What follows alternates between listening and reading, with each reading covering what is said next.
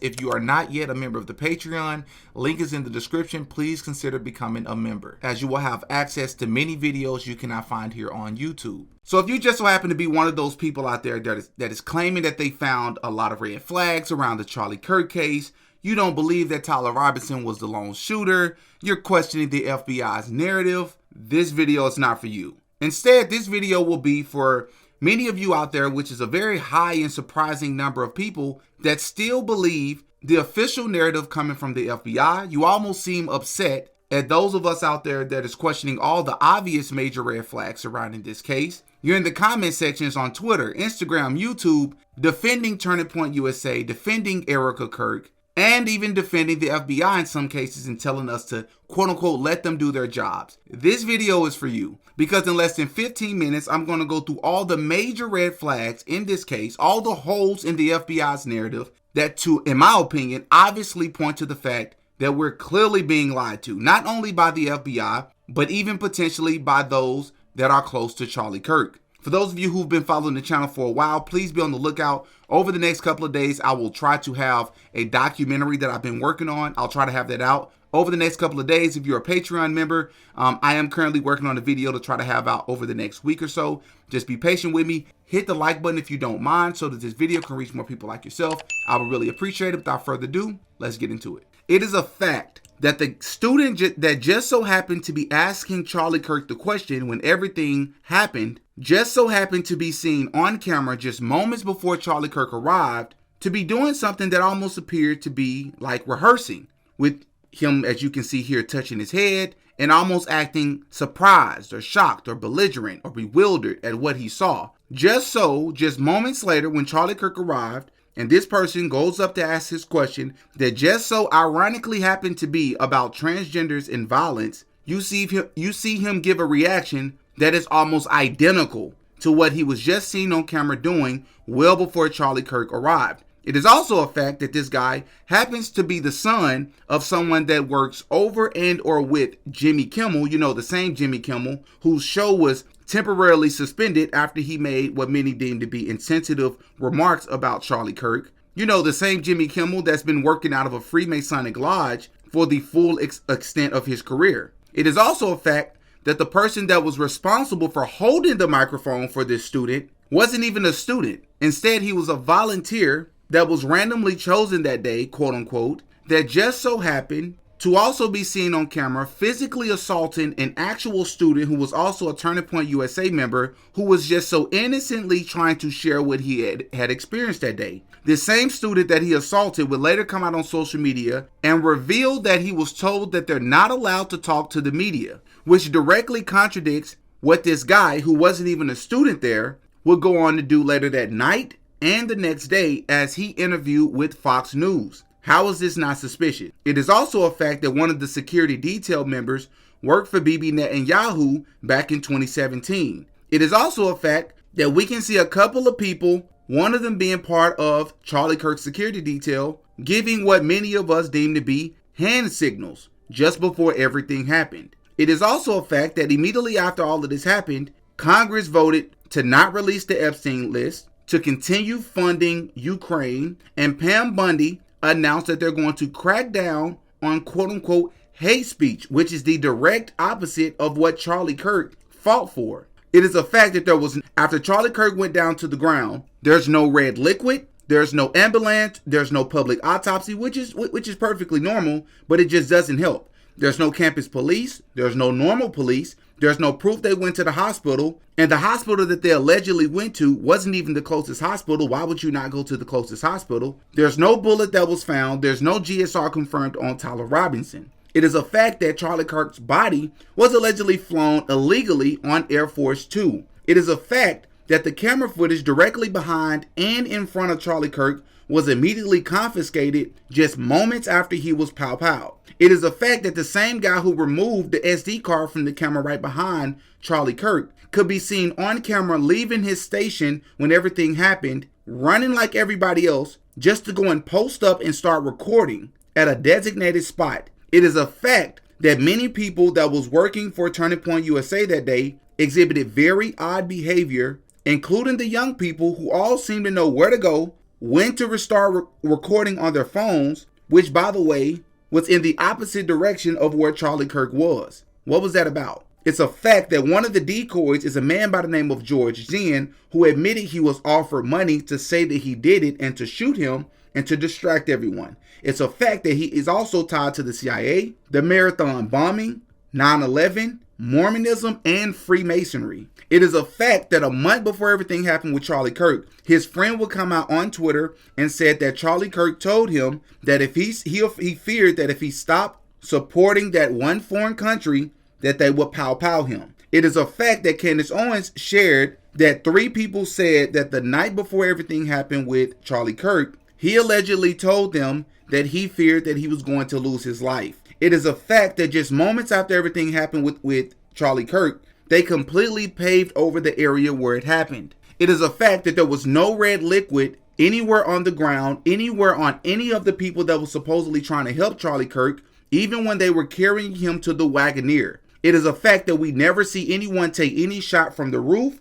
We only see a person running from the roof. It is a fact that just about all interviews that were given by people who claim to have first-hand account of seeing what happened were all non-students, including the person that was holding the microphone. Where are all the students? How is this not suspicious? It is a fact that Kash Patel fired and hired a new Utah FBI director just before all of this happened. It is also a fact that the medical examiner is new in their role as well. It is a fact that Tyler Robinson's car can be seen on camera just moments after hanging in the parking lot, which is a direct contradiction to the FBI's narrative. It is a fact that immediately after Charlie Kirk was supposedly pow-powed, his security detail at no point in time ever looked for a shooter or a threat. They never looked around. They never pulled out any weapons. They immediately attended to Charlie Kirk, which is the opposite of what you should be doing if there could be a potential mass shooter. It is a fact that they had that huge venue booked and put together within 11 days,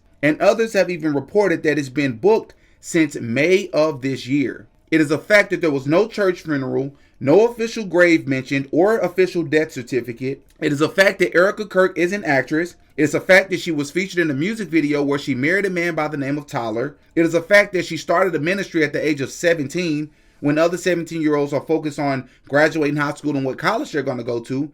Meanwhile, she's already in another country running a ministry that was accused of doing some illegal things I'm not going to talk about here. It's a fact that her family has ties to Israel and the government. It's a fact that many body language experts and actresses have come out and deemed that, in their opinion, Erica Kirk in both of her speeches seemed to be acting to them. It is a fact that Erica Kirk has ties directly to Trump and Epstein through Miss USA. You know, the same USA where she won in the very first year of entering. It is a fact that Charlie Kirk's family is directly connected to Trump. It is a fact that the same Dairy Queen that Tyler Robinson was allegedly seen in was shut down. It is a fact that we don't have any proof that Charlie and Erica Kirk ever actually had any children together.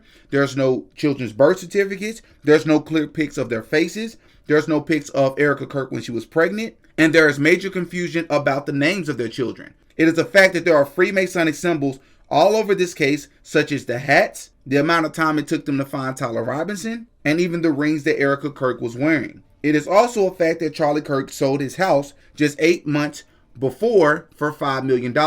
It is also a fact that Charlie Kirk sent out text messages 2 days before everything happened, where he was stating he was going to be leaving the pro-Israel cause. And it is a fact that within the same text thread was Josh Hammer, a rabbi, and a guy by the name of Pastor Rob McCoy, 2 individuals that remained silent as Candace Owens was being called crazy all over the internet for stating this to be a fact. And it wasn't until she released these text messages that both Josh Hammer and Andrew Kovic decided to then come out and admit that these text messages were real and, in my opinion, tried to do damage control. This does not necessarily make them guilty or complicit, but my point is, this is not good friend behavior if you're not telling the truth about your friend and their position on things. It is also a fact that the night before everything happened, Josh Hammer retweeted a 2013 tweet from President Trump calling for the return of public executions.